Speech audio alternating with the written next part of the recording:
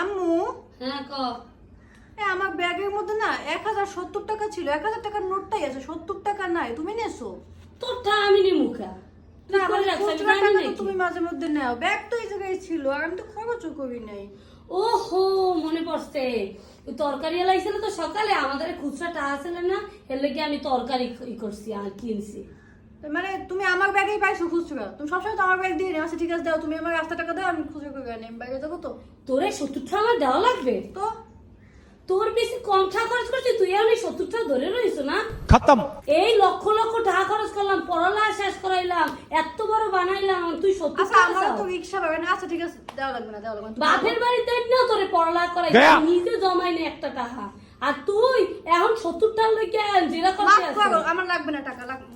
আসলে মাইয়া বলা কিছু না, বড় করলে আর এসব মনে থাকে আর না। রাখা দাও না তো, আরো 30 টাকা দেবো আসছে, বুঝছো? 100 টাকা রাখো। মাইয়া বলা জন্ম দিছি, যা মা বড় হইছে আর মার হিসাব লয়, এত টাকা দিলে হিসাব লক্ষ লক্ষ টাকা দে, যে আরে লক্ষ মা, লক্ষ টাকা ভুল দিয়ে হইছে পড়ালেখা আমার। করস। सारी उम्र मैं जो कर